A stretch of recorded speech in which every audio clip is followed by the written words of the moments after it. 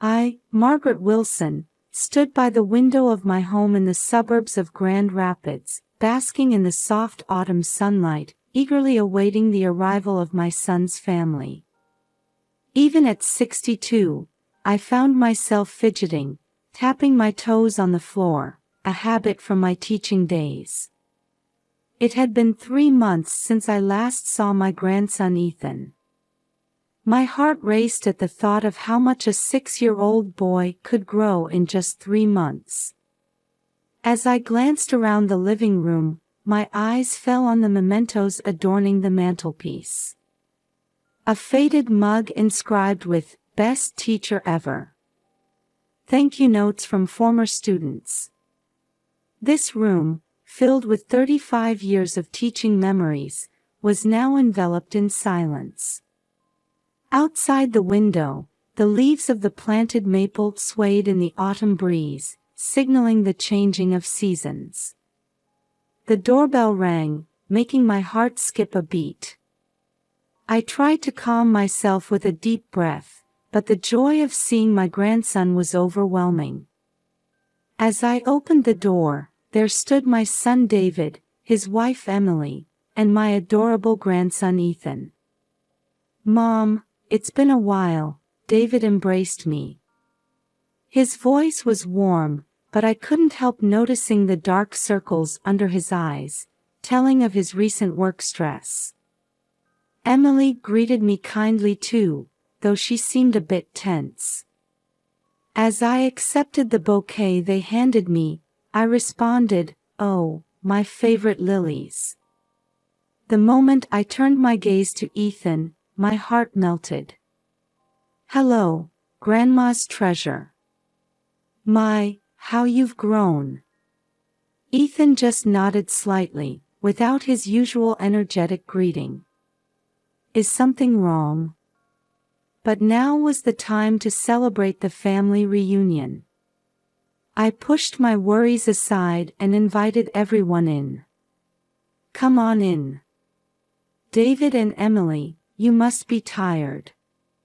I'll make some coffee." As I led them to the living room, I carefully observed their expressions. David's shoulders were slightly slumped. Emily's smile seemed a bit forced. And Ethan, usually chatty, he was oddly quiet today. As I prepared coffee, I watched my family through the window. A mix of joy at the reunion and an inexplicable unease filled me. The next few days should be fun, but what was this indescribable tension lingering in the family? Taking a deep breath as I carried the tray with cups, I reassured myself. No matter what, I would support this family. With that thought, I put on a smile and headed to the living room. After cleaning up from dinner, we gathered in the living room. Outside the window, the evening sky was beginning to turn a deep purple. The soft glow of the table lamp gently illuminated the room as each family member settled into their relaxation time. David sank deep into the large armchair, his work tablet resting on his lap. Emily sat at the edge of the sofa, occasionally sighing as she scrolled through her smartphone. Both seemed unable to fully switch off from work mode.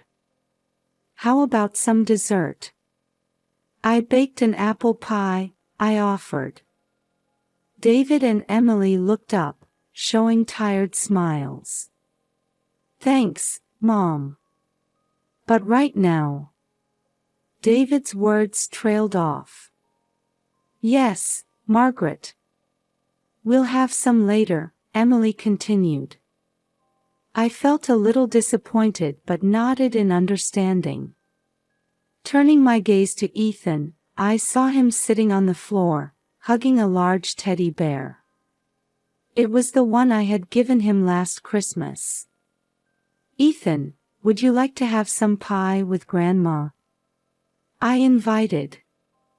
Suddenly, Ethan leaned forward, moving closer to me. His eyes were shining as if trying to convey something. "Grandma, look at this." There was an urgency in Ethan's voice that I hadn't heard before. He held out the teddy bear with both hands, trying to show me something. Usually, Ethan would be eager to show off new toys or books, but this stuffed animal had been his favorite since last year. Had something special happened? "What is it, Ethan?" I asked gently. "Look here." Ethan pointed to the bear's back. However, I couldn't see anything unusual.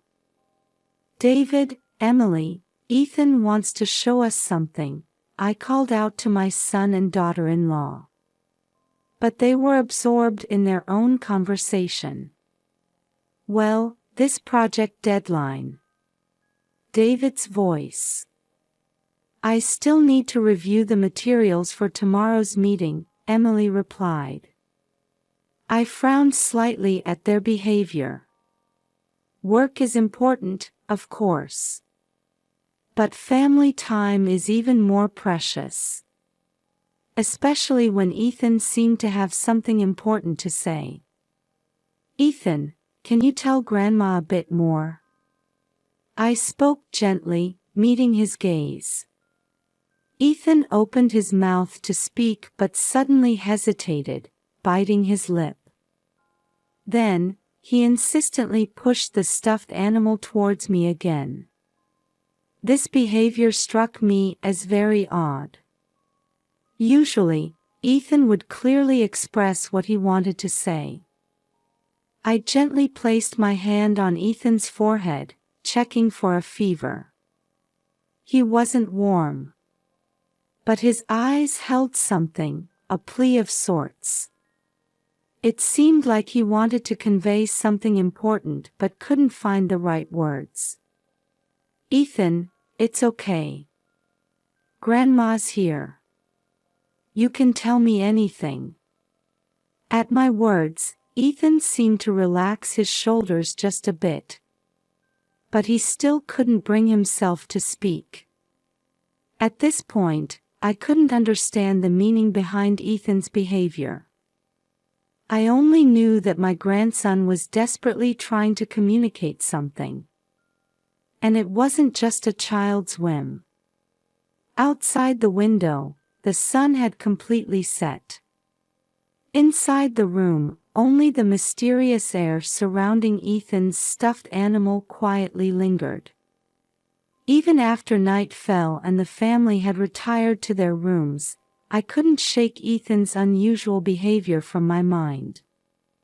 Lying in bed, staring at the ceiling, I replayed the day's events. Especially the image of Ethan desperately trying to show me that stuffed animal was burned into my eyelids. Around 1 a.m., I finally got up. "I just can't sleep, I'm so worried," I muttered to myself. Slipping on my slippers, I quietly made my way to Ethan's room. I tiptoed carefully down the hallway, trying not to let the floorboards creak. As I gently opened the door to Ethan's room, moonlight streamed through the window, softly illuminating my sleeping grandson.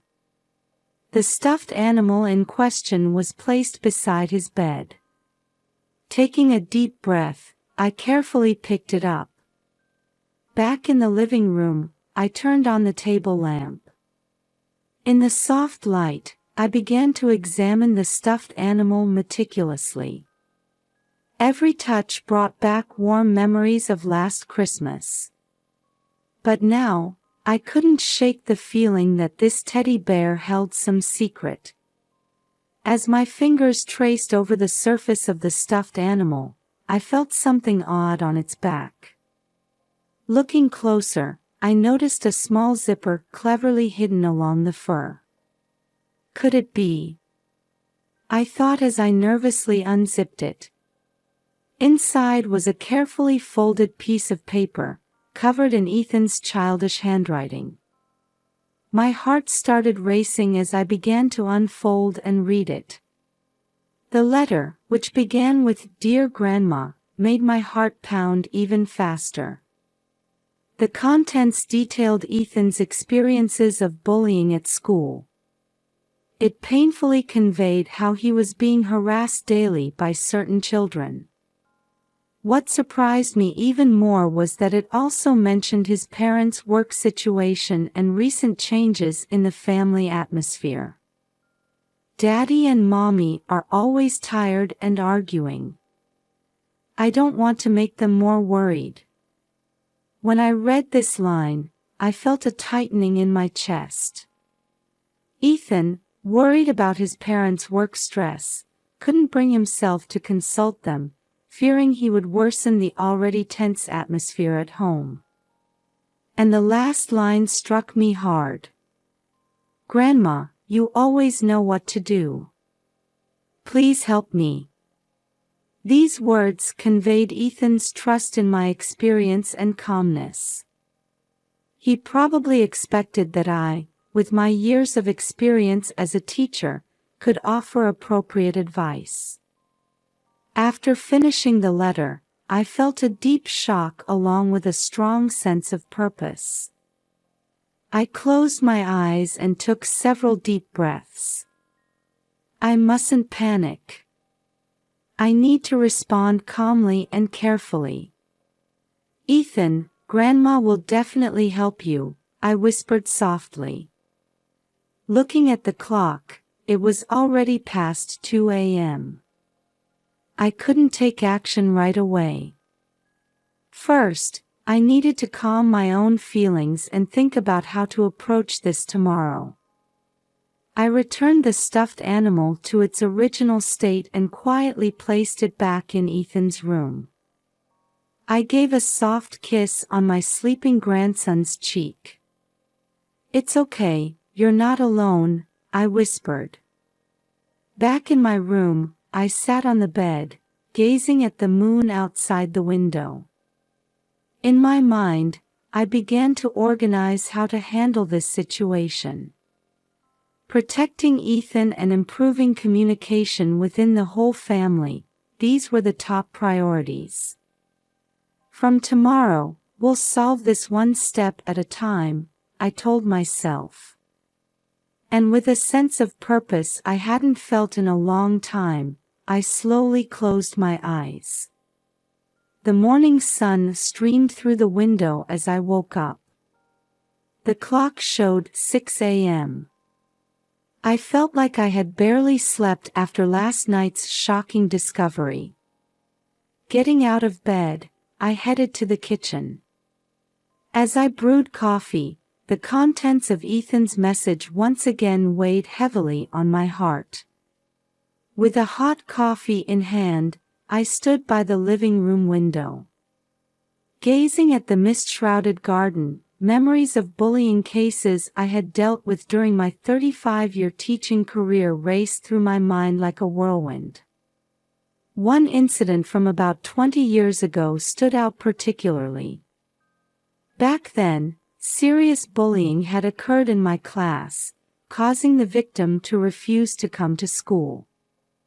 The whole school worked together, having multiple discussions with the bullies, and eventually reached a resolution. That experience might be helpful in Ethan's current situation. Taking a sip of coffee, I let out a sigh.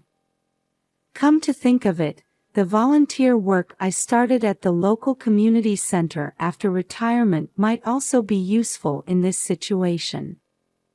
The interactions with children from various families there had greatly helped me understand the problems faced by modern children. But it's not wise to handle this alone, I reminded myself. I needed to consult someone I could trust. As I thought this, the face of my former colleague Sarah Thompson came to mind. She's still an active teacher, passionately working on bullying issues.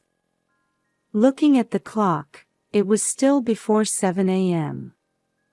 I decided to call Sarah before the family woke up.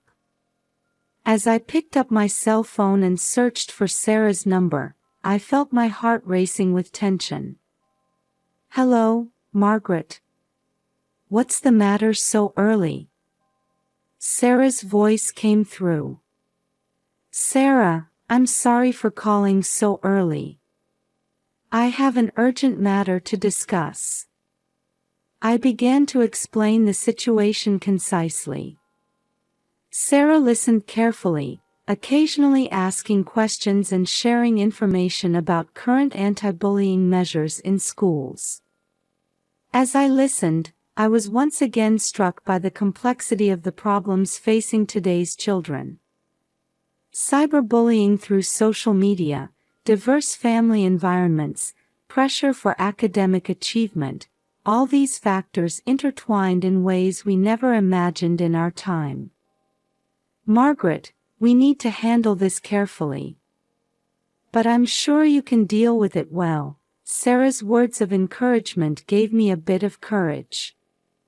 After hanging up, I looked out the window to see the morning mist starting to clear, signaling the start of a new day. Before the family wakes up, I need to think about how to broach this topic. Especially with David and Emily, they need to understand Ethan's feelings. Taking a deep breath, I calmed my mind. One step at a time, but steadily, I told myself. Then, I opened the phone book and started looking for the school's number. As dusk fell, I was in the kitchen preparing dinner, carefully choosing my words in my mind.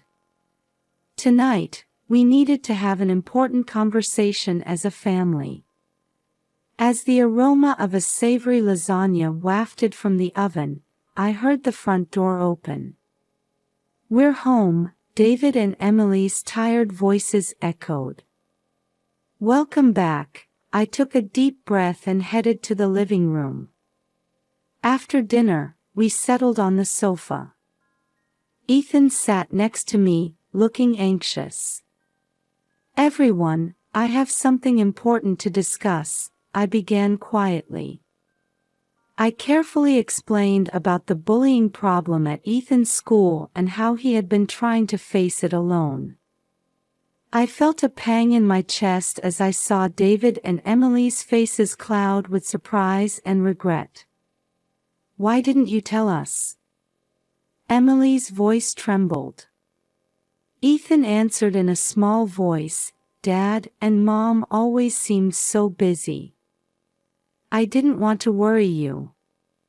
At those words, David and Emily's expressions crumbled. David hugged his son and apologized, "I'm so sorry. We were so caught up with work that we didn't notice your feelings." We talked late into the night about contacting the school, setting up meetings with teachers, and concrete ways to protect Ethan. At the same time, we affirmed the importance of praising Ethan's courageous actions and nurturing his confidence. "Ethan, you're truly brave," I gently stroked my grandson's cheek. "But from now on, don't bear this burden alone. Remember, we're all on your side." David and Emily firmly vowed to reassess their work-life balance. "Let's make time to spend together as a family every night," Emily suggested, and we all nodded in agreement. As the night wore on, Ethan fell asleep looking a bit more at ease. We three adults continued our conversation around the kitchen table, sipping herbal tea. "Mom, thank you so much," David squeezed my hand. "If it weren't for you, we might have taken much longer to notice this problem." Emily nodded, her eyes welling up. "We need to do better." Outside the window, the full moon shone gently. The road ahead won't be easy. But through this night's dialogue, I could feel that our family bond had grown stronger. Several weeks after our meeting with the school, on a chilly autumn morning, we gathered in the auditorium of Ethan's school. It was a special assembly called by the principal. I sat between David and Emily, gently holding the shoulder of a slightly nervous Ethan. The principal took the stage and began speaking quietly. Today is an important day for our school community. Recently, a serious bullying issue came to light. However, thanks to the brave action of one student, we've been given a chance to change. I felt Ethan stiffen beside me. The principal continued. Ethan Wilson, please come up to the stage. As a murmur spread through the auditorium, Ethan stood up on shaky legs. I gently pushed his back and gave him an encouraging smile. Ethan's courage has revamped our school's anti-bullying program. His actions have touched many hearts. At those words, several boys stood up in one corner of the auditorium. They were the former bullies. They bowed their heads and walked towards Ethan. The boy who seemed to be their leader spoke with a trembling voice, "Ethan, we're really sorry. We hurt you. But from your courage, we learned the importance of kindness. Can you forgive us?"